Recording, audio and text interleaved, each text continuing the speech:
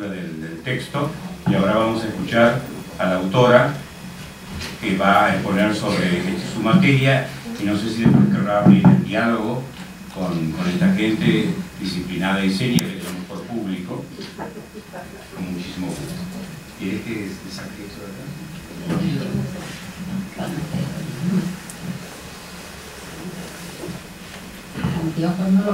No lo voy a ver muy bien, así que yo lo más cómoda siempre. Gracias a que todavía puedo ver sin anteojos. Entonces, antes que nada quiero agradecer al Dr. Barcia y a la Academia Argentina de Letras por esta amable invitación. Realmente es un honor para mí estar aquí y poder presentar mi libro en esta institución en perfecta sincronicidad con la presentación del libro de Lugones, ya que estamos en la sala de Leopoldo Lugones, que en estos momentos se está haciendo en la Embajada de Roma. Los libros Cuentos Fatales se están presentando en este momento en Roma. Así que ha sido realmente una feliz coincidencia esta unión de Cuentos Fatales y esta presentación. Bueno, tal vez el mejor modo de iniciar y de honorar la memoria de Borges sea contando una historia. Concuerdo con Hannah Arendt en que ninguna filosofía, ningún análisis, ningún aforisma, por profundos que sean, pueden compararse en intensidad, en plenitud de significado, con una historia bien contada. Por lo tanto, voy a describir el íter procedural que me llevó a componer este volumen, que no nació como libro. Lo voy a describir contándole la historia de cómo surgió todo. En realidad fue un lento y largo proceso que tuvo origen en una invitación que me hizo la Universidad de Poitiers en los años 80 para abrir un congreso de literatura hispanoamericana. Por ese entonces yo había quedado fascinada con un cuento de Borges, La casa de Asterión, y decidí analizar el cuento para llevarlo como tema central al congreso de Poitiers. Y es a partir de ese interés inicial que empecé a leer con asiduidad la obra de Borges y a analizar sus textos desde diferentes perspectivas. Me interesaba también dilucidar los motivos del reiterado interés por la escritura de Borges y por lo que ella representaba en la literatura, no solo argentina, hispanoamericana, sino también universal. Como bien ha dicho Harold Bloom en el Canon Universal, si Borges hubiera muerto a los 40 años, hoy no lo recordaríamos y la literatura latinoamericana hubiera sido muy diferente. Por lo tanto, lo que voy a contar parte de este proceso de investigación en el que se entrelazan no solo el Borges literario con el Borges gnóstico o agnóstico, según cómo se mire, sino también mis incursiones pluridisciplinarias a través de las cuales fui abordando sus textos durante varios años. Desde muy joven me fascinaron los misterios del universo y el lugar que asume en ellos la mente humana, que como la mitológica Arne, teje su propio hilado invisible de pensamientos, construyendo urdimbres reflexivas y transformando la realidad en una infinidad de mundos posibles. Mi interés por la obra de Borges nace de esta fascinación por las incógnitas que nos rodean, verdadero cofre de sorpresas que encontró en sus textos un espejo con el cual poder deslumbrar lingüísticamente al lector, porque Borges expresaba en su obra ese mismo asombro ante las maravillas del universo que personalmente me subyugaban. Creo que fue esa sintonía la causa primera que me llevó a penetrar en su escritura con el mismo espíritu de aventura de quien se dispone a conquistar un territorio desconocido para luego poder transmitir a otros lo descubierto en la soledad de esos viajes solitarios por los libros. Pero mentiría si no dijera que hubo dos causas más. Yo fui desde los 6 años una apasionada lectora de libros, pues mi padre, que era poeta y miembro de la SADE, tenía, como el padre de Borges, una biblioteca gigantesca. Y allí descubrí desde muy chica los 3 tomos de Las 1001 noches en la versión española de Blasco Ibáñez, de 1950. Que contribuyó, fue una lectura que no es muy para niños, debo reconocer, pero contribuyó a llenarme la cabeza de imágenes lejanas y fascinantes. La historia de Sherazad y la estratagema que inventó para salvar su vida, como ustedes ya saben, demuestra la fuerza terapéutica de la narración, técnica que ha sido ya desde los albores el instrumento para transmitir información y el conocimiento a lo largo del tiempo. Como sabemos, narrar es asumir un riesgo, es transformar la propia vida en palabras, es dar una nueva perspectiva al mundo y a la propia individualidad. es adherir a la existencia de un modo diferente y encontrar la voz y el estilo con el cual develar lo que no se dice en la vida cotidiana. Me he dado cuenta de todos estos aspectos en modo especial cuando escribí mi autobiografía parcial en italiano hace un par de años, que es la que traje a Pedro, que salió publicada en el 2010, y me encontré pensando en qué forma mis palabras iban a llegar a un lector que no era argentino y que a su vez las modificaría para comentarla a otros. Pero volviendo a la importancia de contar historias, lo que se descubrió no hace mucho a nivel científico es el poder real de las historias en la transformación de la mente humana y la función que han tenido en dicha transformación las neuronas mirror o espejo. Entonces, gracias a Borges, al efecto que su lectura producía en mi ánimo y al común amor por las 1001 noches, me adentré también en el mundo de las ciencias neurocognitivas para comprender mejor el poder de la lectura y de la literatura. Y el libro se fue haciendo, sin darme cuenta, a medida que escribía textos para explicar Borges a partir de lo que iba descubriendo en los universos de la ciencia, de la psicología y de la filosofía hermética. Y a propósito de esto, esto de la filosofía hermética es la tercera causa que me lleva a Borges. Fue la más insólita y está muy conectada a Borges, que amaba los sueños, porque Borges equiparaba la creación literaria a la invención onírica y definía la literatura un sueño dirigido, aunque no amaba la psicología. Había leído bastante a Jung y lo cita mucho, y en el libro de los seres imaginarios incluso cita el libro Psicología y Alquimia, y termina incluso este libro con un texto, un cuentito enmascarado del mercurio doble, que sería el mercurio alquímico, a través de la forma simbólica de un ciervo. Así que digamos que Borges y Jung tienen toda una serie de afinidades a partir de la dimensión onírica. Entonces, esta fue la causa. ¿Por qué la tercera causa? Porque yo tuve durante 7 años una sucesión apabullante de sueños arquetípicos de tipo alquímico, similar al recorrido onírico del Premio Nobel de Física Wolfgang Pauli, que Jung analizó ejemplarmente en su libro Psicología y Alquimia. Que eran sueños alquímicos lo descubrí cuando hice mi análisis junguiana didacta en Küsnacht, cerca de Zúrich. Y la psicanalista amiga de la familia Jung me hizo tomar conciencia del significado de mis sueños. Esa experiencia me permitió descubrir, leyendo un texto de Borges, entonces no publicado, como dijo Isabel, Boletín de una noche toda, que ahora se encuentra en el primer volumen de textos recobrados, el hilo alquímico de la obra de Borges, lo que llamo en mi libro el código secreto. Este texto es una negritud total, como la nigredo-alquímica, que es la primera fase alquímica. Y descubrir eso me deslumbró y me llevó a analizar su obra a partir de la opus alquímica, tomando como punto de referencia el laberinto. Me impactó mucho además descubrir la isomorfía que hay entre el laberinto y las 1001 noches. Es muy interesante. Como sabemos, el laberinto fue un símbolo obsesivo para Borges, símbolo que puede ser considerado desde dos perspectivas, como salida del caos y principio de orden, tesis postulada por Calvino, y como estructura sin centro que se multiplica hacia el infinito y muestra las vueltas y revueltas del micro y macrocosmo. Pero no olvidemos que el laberinto forma parte también de los mundos esotéricos, pues la Cábala lo utilizó con profusión y Borges era un gran estudioso de la Torah a través de la lectura de los textos de Gerhard Scholem y sus contactos personales con él, además de todo lo que había leído durante la adolescencia ginebrina, ¿no? Con la Paracelso, Meiring, etc. Borges, bueno, hay un libro muy interesante, Borges y la Cábala de Sosnowski, que habla justamente de todo esto. Borges utilizó los dos tipos de laberinto, o mejor dicho, los 3 tipos según la clasificación de Umberto Eco: el laberinto clásico con centro, el Irrgarten o el laberinto manierista, y el laberinto rizomático. Esto se ve muy bien en el laberinto de Atlas, que encierra además el testamento alquímico de Borges, pues la elaboración que hace Borges del lenguaje muestra el laberinto como proyección de la circunambulatio o proceso alquímico. Este último laberinto rizomático hoy se ha vuelto una estructura conocida universalmente porque Internet la ha copiado. La configuración de la red imita en modo asombroso lo que Borges transmitió hace ya casi un siglo, en todos los niveles de su obra. Un modo de pensar la complejidad del mundo a través de múltiples estrategias de irradiación descentralizada.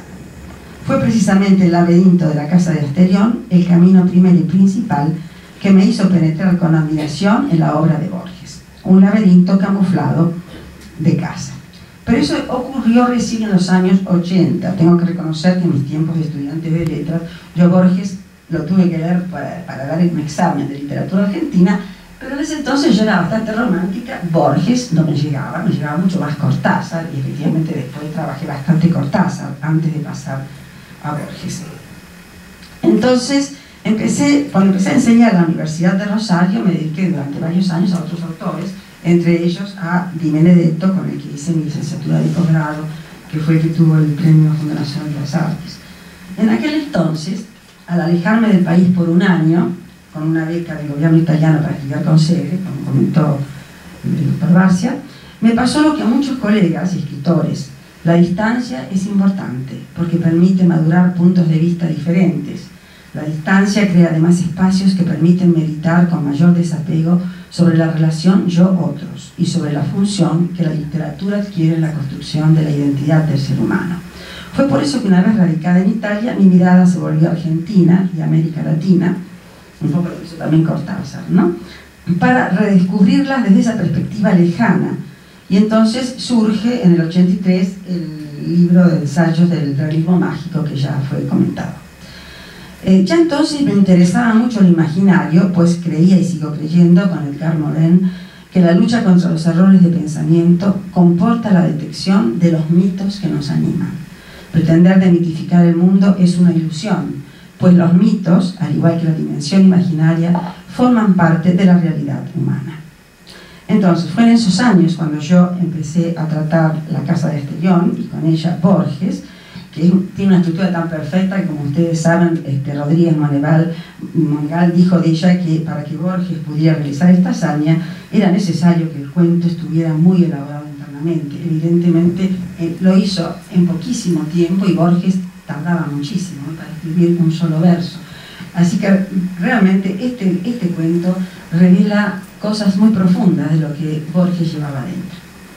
La casa de Asterión me impactó mucho, no solo por las transformaciones que sufre el mitologema cretense, sino porque me permitió también penetrar en los juegos que apasionaban a Borges, entre ellos su relación con el lector, los enigmas que esconde el laberinto que es casa, el minotauro que se revela recién, que es el escritor del cuento y se revela recién al final del cuento. O sea, todo esto me hizo reflexionar mucho, y también sobre cuestiones colaterales, por ejemplo, la cancelación del elemento femenino. La casa de Asterión es un cuento escrito todo en clave masculina, y el nivel intralingüístico revela un grado intenso de agresividad oculta hacia lo femenino.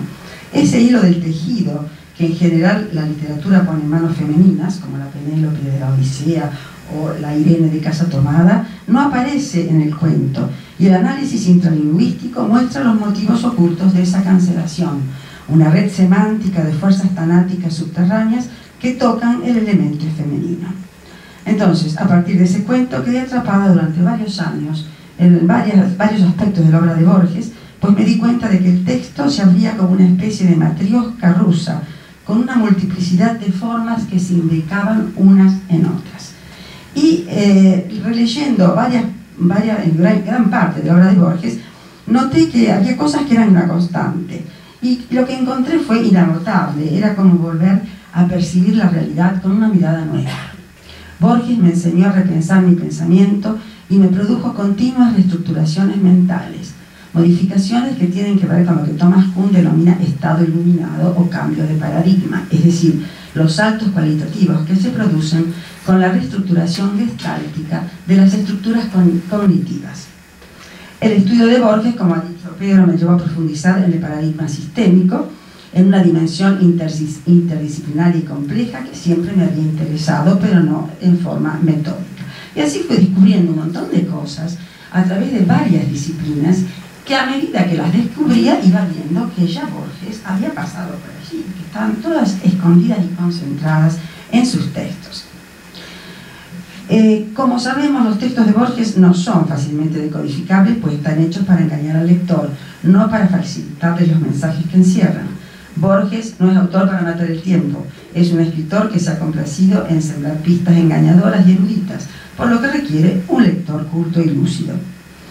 Por eso no siempre atrae al público joven, especialmente en Europa, donde el que lee no conoce el contexto argentino, por lo cual muchos elementos escapan a una interpretación correcta. Allí la obra de Borges, cuando atrae, lo hace más bien por sus aspectos fantásticos y metafísicos. El volumen que acaba de salir, publicado por la editorial Duncan en Argentina, ha sido entonces revisado, corregido y aumentado con 2 largos capítulos respecto a la edición española. No voy a hablar de las 5 partes porque ya la colega las ha comentado, así que voy a saltar. Lo que voy a decir de esto es que el libro fue construyéndose como parte de un work in progress de búsquedas muy personales en el que la obra de Borges es el núcleo central del laberinto. Proceso que sigue haciéndose y por eso surgieron los 2 nuevos capítulos que compendian las experiencias didácticas de los últimos tiempos y que van más allá de la obra de Borges, pretenden ser una indagación sobre la evolución de la forma mentis del ser humano y su proyección en el futuro. Voy a comentar solo la tercera parte, porque puede ser que resulte interesante la parte de la teoría semiótica de Lotman, el modo en que se proyecta a distintos niveles textuales, lo que él llama función especular, y cómo se produce en Borges una especie de hiperactivación de lo especular a partir del accidente de 1938, que lo tuvo largo tiempo en coma. En esta parte del libro muestro los efectos lingüísticos y textuales de esa especularidad en una conferencia de Borges sobre literatura fantástica y propongo el concepto epistémico de frontera móvil a partir de su poética descentrada y desapegada. Pues la repetición de lo elusivo, ese movimiento de oscilación continua entre bifurcaciones laberínticas que, digamos, impide la llegada a un centro, es un elemento muy fuerte en su obra. Y, paradójicamente, funda una dirección y un modo de pensar multiprospéctico que hoy se comprende mucho más.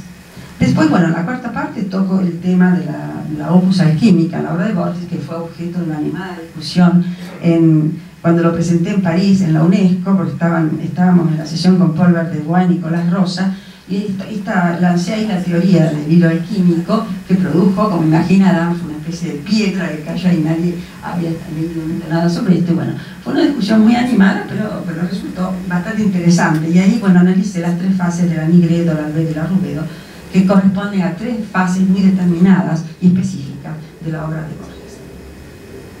En la última parte abordo el proceso de la lectura desde las ciencias neurocognitivas y muestro la influencia de la reiteración en la memoria emocional de Borges y en su escritura, el modo en que la relectura de su obra puede influir en un lector tenaz e incluso llegar a provocar reestructuraciones mentales importantes. Y aquí, bueno, habría que hablar del método Tobatis, de la oreja electrónica para el aprendimiento lingüístico y un montón de cosas que no voy a tratar, pero bueno, están en el libro.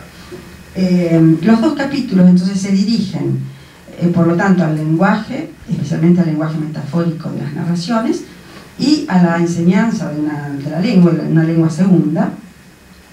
Y además, he tratado de profundizar en los estrechos lazos que existen entre la memoria emocional, la dimensión imaginaria y la palabra como mediadora entre lo racional y lo emotivo. Como dice Jules Renard, hay que tener los ojos abiertos. Los problemas del mundo requieren una mirada global y equilibrada y un pensamiento complejo, capaz de captar las propiedades emergentes de los aspectos sistémicos y la interrelación de problemas que deberemos afrontar en este milenio. Creo que hay que tratar de habituarse a vivir en la contradicción, como diría Borges, y en lo posible evitar el reduccionismo, porque los cambios de nuestro mundo y el exceso informacional producen un gran desequilibrio y mucha incertidumbre. A pesar de que cada día se realizan nuevos descubrimientos, el hombre medio tiende a razonar con las mismas estructuras de pensamiento y con creencias y estereotipos cristalizados. Y aquí como sabemos, los filtros ofuscan la percepción y determinan la forma en que se percibe el mundo. Y como cada palabra invoca una emoción y ésta prepara al organismo para una respuesta, es importante analizar la relación que conecta imagen, palabra y memoria. Pero esto, que a nivel teórico parece una cosa muy redundantes. Y se las voy a, lo voy a explicar con una historia, porque la cosa más interesante es poder dejar de lado el vigilante del hemisferio izquierdo, yo digo que es el que controla todo, y para poder contar una historia y a través del hemisferio derecho comprender todo lo que esa historia indica a través de una cosa que es muy divertida, ya lo van a ver. Esta pequeña historia muestra la ceguera de nuestros filtros perceptivos. Un médico que daba conferencias a un grupo de adictos a las bebidas alcohólicas declaró en cierta oportunidad que iba a mostrar un experimento sobre los efectos del alcohol. Entonces el médico toma un vaso en el que había alcohol y tira un gusano adentro. Inmediatamente el gusano se disolvió, provocando mucha aprensión en la platea. A continuación el médico toma otro vaso y con dentro agua y tira otro gusano dentro. El gusano se movió con mucha energía. Entonces un borracho de la platea alza la mano y dice: doctor, he comprendido su mensaje y concuerdo con usted en todo. Su mensaje es sensacional. El médico, muy contento, le pidió que explicara a todos cuál era el mensaje. Y el borracho declaró: doctor, con este experimento usted nos ha apenas demostrado que los borrachos no tenemos gusanos en nuestro organismo. Entonces, esta historia, que es muy graciosa, muestra que todo es según el color del cristal con que se mire, como dijo el poeta, y que cualquier aspecto de la realidad cambia según la perspectiva y el humor de la persona. Efectos poliédricos que la obra de Borges había ya subrayado ampliamente. Borges anticipa intuitivamente una serie de descubrimientos que se han ido produciendo a finales del siglo XX, no solo en la psicología y las ciencias del lenguaje, sino también en la neurobiología y en la física, y bueno, un montón de cosas, porque Borges tenía realmente una inteligencia excepcional. Además, es sugestivo que muchos elementos de su obra que se conectan con enseñanzas que siglos atrás pertenecían a una dimensión místico-esotérica, hoy están siendo recuperadas y avaloradas por investigaciones científicas. Es el caso, por ejemplo, del mecanismo reiterativo y de la función especular, que formaban parte de la tradición hermética y que Borges ha utilizado con profusión. Desde hace unos años, la neurolingüística está investigando en estas estrategias, entre ellas los sistemas de representación y el rol de las neuronas espejo, fundamentales para la activación de nuevas funciones del cerebro y, atención, no solo para eso, también para el comportamiento ético. Se ha visto que tenemos una base biológica de comportamiento ético que tienen que ver con las neuronas espejo. Bueno, antes de concluir, quisiera decir unas palabras sobre el título elegido. El libro, como ya dije, es el fruto de una serie de reflexiones progresivas sobre campos diferentes del saber. Por eso lleva un título que no pone en evidencia el nombre del escritor. El término Borges aparece en el subtítulo y señala el tipo de relación transversal que me llevó a investigar en su escritura, relación que él hace también de mi interés por la lengua y por la lingüística textual, además de la literatura. Interés que me ha hecho releer en reiteradas ocasiones, a veces un único cuento o ensayo o poema de Borges, para tratar de penetrar en los extraños equilibrios que unen la lengua y los textos verbales e icónicos al sistema cerebro-mental. Por esa razón, lo que aparece evidenciado en el título no es Borges, aunque Borges sostenga todo el discurso del libro, sino la lengua, y especialmente las redes invisibles del lenguaje que tejen las conexiones entre la mente y los mundos que esa mente arquitecta. Mundos que, gracias a un artífice de la palabra como Borges, pueden producir cambios en el modo de percibir la realidad. Espero, haber suscitado con estas palabras un sentimiento de expectativa que Borges consideraba fundamental. Quisiera agregar que en las reflexiones finales del libro hay una cierta nostalgia ante una época que se está yendo, época asignada por el libro de papel y la lectura reflexiva de poemas y de literatura. No sé qué nos deparará este tercer milenio, pues las nuevas generaciones están mucho más conectadas con Internet y sus derivados que con los libros. Las trampas de la tecnología nos proveen de computadora, internet, messenger, celulares, correo electrónico, correo de voz, la red de Wi-Fi, Facebook, Twitter, iPad, iPhone, de todo un poco. Estos ladrones tecnológicos del tiempo nos despojan de lo mismo que fueron diseñados para ahorrar, o sea, el tiempo. y hacen que la lectura reflexiva la ejerzan muy pocos. Y lo que se llamaba ocio, un tiempo para ociar y activar la creatividad, se está volviendo cada vez más difícil. Como el lenguaje literario es poesía y creatividad, requiere precisamente tiempo para disfrutar de la lectura. Cuando leemos lentamente un poema de Borges, más allá de todas las explicaciones posibles, probamos instantáneamente una serie de emociones y de estados interiores que las palabras no logran expresar, porque necesitan de la temporalidad. Y el poema es una cifra de experiencias inefables que se expresan con imágenes sensoriales. Por ese motivo, entre otros, casi no me he dedicado al Borges poeta. A ese Borges lo disfruto en silencio, pero no lo traduzco en palabras porque pienso que es casi inútil querer convertir la música en reflexiones intelectuales. Pero no quiero ser poco optimista con nuestro milenio, y como digo al final del libro, si Borges, profeta ciego, ha sabido vislumbrar y anticipar con su obra caminos nuevos, construyendo una poética de frontera que ha influido con la literatura en las generaciones sucesivas, debemos augurarnos como lectores suyos la posibilidad de modificar la historia propia y ajena, transformando las metáforas de la literatura y de la ciencia en proyección creativa, de modo que la alianza de lo científico con el espíritu poético y sagrado puedan favorecer la apertura hacia nuevas soluciones y nuevos horizontes de investigación. Pero dejemos la última palabra a los lectores y termino entonces con una frase de Borges que formulo al negativo. ¿Acaso lo que digo no es verdadero? Ojalá no sea profético.